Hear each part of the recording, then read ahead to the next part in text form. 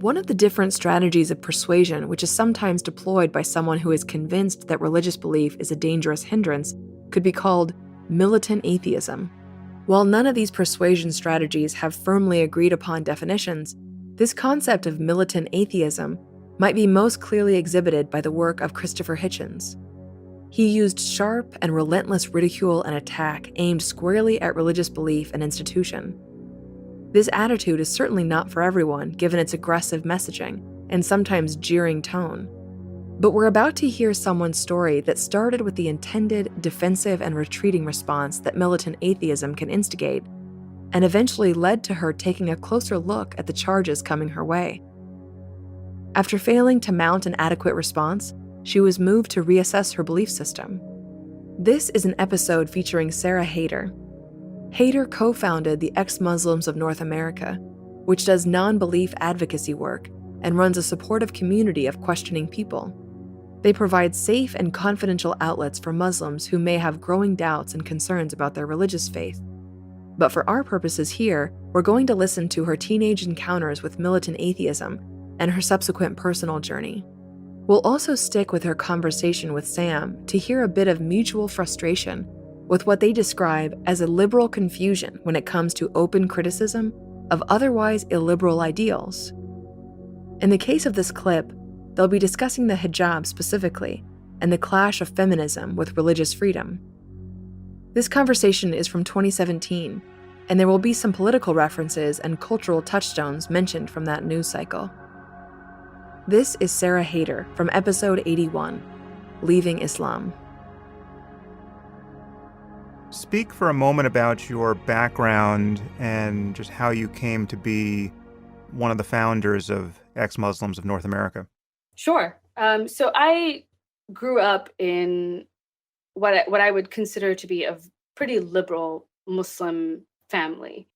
I didn't know at the time that my upbringing was so liberal relative to other Muslims. I only found out as I began to meet other ex-Muslims about what their reality was to know how good I had it. But I grew up in a relatively liberal Muslim family, which means that they allowed me to move away for college. They allowed me to sort of be a little bit more independent than Muslims generally are. Where were you? Where were you growing up? I grew up in Texas. I was born in Pakistan, and I moved here, I think I was 7 or 8 when we immigrated to the United States. I remember the process of coming here. I remember the shock of coming to this country. I actually remember the first time I saw a woman in public whose legs were exposed. It was a flight attendant when we stopped in Europe on our way to America, and I remember the shock. I remember feeling, not really understanding what I was looking at and not really understanding that this was going to be a norm in America. Interesting. So when did you realize that you were a bit of an outlier in terms of your family environment with respect to religion?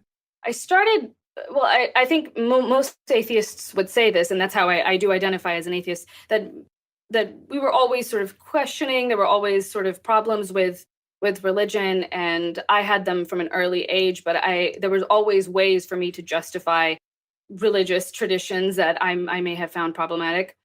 Until I got to be a little bit older. I was in my mid-teens when I really started looking at the religion in a really critical way. I started actually reading for myself the Quran and finding that there were problematic verses and things that didn't really make a lot of sense to me. And the more that I looked into it, the less that it made sense.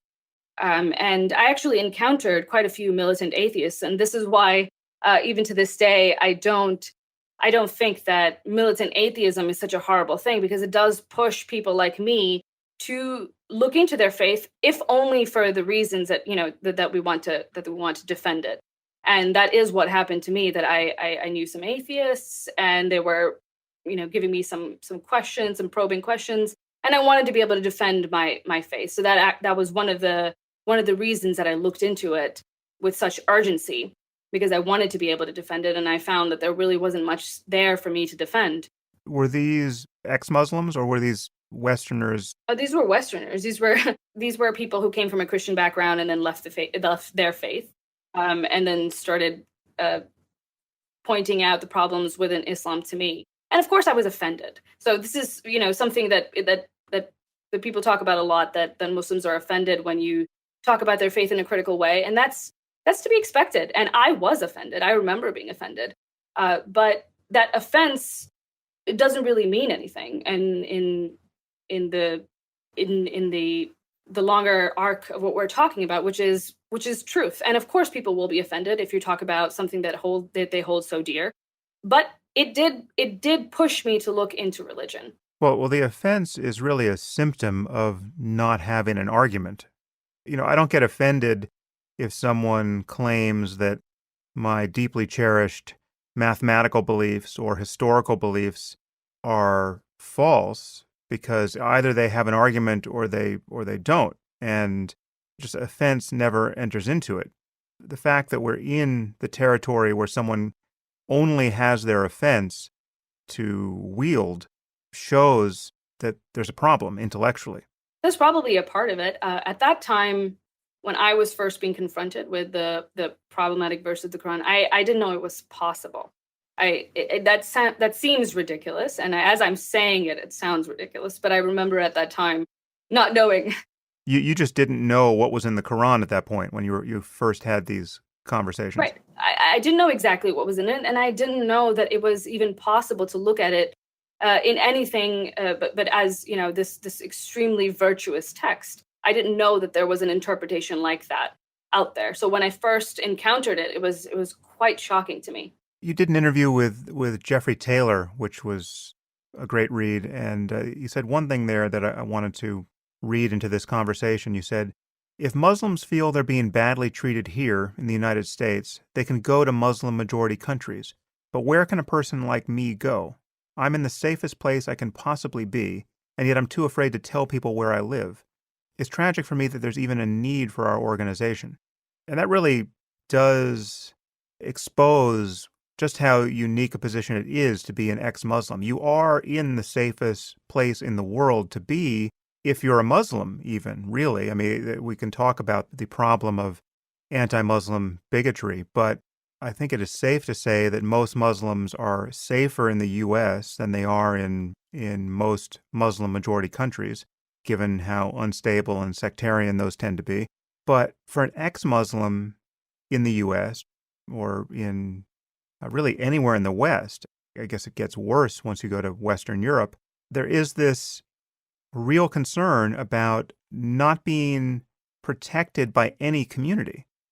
Right. And just to mirror your language, it's true that I believe it's true that most Muslims are safer in the West than they would be in a Muslim country. But more Muslims are safer in the U.S. than are ex-Muslims. Ex-Muslims are less safe in the U.S. Ex-Muslims are less safe in Western countries than your average Muslim. And I think that's a perfectly fair thing to say, and it should be extremely concerning. Yeah, and obviously you inherit all of the problems of, quote, Islamophobia, insofar as that is a problem. Having your name looking like someone who was born in Pakistan, you encounter the same bias or bigotry that any Muslim could be worried about going through an airport or in any other situation where that would become relevant. And yet you have this added concern, which I would argue is a far more pressing one, which is you have some percentage of the Muslim community that thinks what you're doing warrants a violent response. And you never know how big that percentage is or how much you're on their radar. And it bears repeating, this is unique to Islam. As badly behaved as Scientologists are when you take a good swing at that hornet's nest, they don't come and kill you. They can make your life miserable. They can sue you. They can show up at your office with a crazed look in their eyes and video cameras pointed at you 18 hours a day. These are bizarre people who are in an especially bizarre cult, but they don't commit murders and they don't commit suicidal acts of terrorism. And so this is, again, anyone who wants to defend Islam against the unique scrutiny that it merits at this moment has to deal with this fact that, as I said before, you have a play like the Book of Mormon that becomes a Broadway hit, and the Mormons take out an advertisement in playbill in reprisal, right? Their reaction is really adorable. There's not the slightest concern that Trey Parker and Matt Stone will spend the rest of their lives being hunted by religious maniacs. And yet, no one can even imagine staging such a play about Islam at this moment. And the reasons for that are patently obvious and yet everywhere denied by people who complain about, quote, Islamophobia. Right. I mean, I think if Islam could get to where Mormonism is today, that we would be in a much, much better place. And I think that in itself should be telling. The hijab is a good way to illustrate the extent to which liberals are confused about this issue, because as you pointed out, it's ridiculous to see the poster, I think Shepard Fairey poster of a woman in a hijab as part of the Women's March.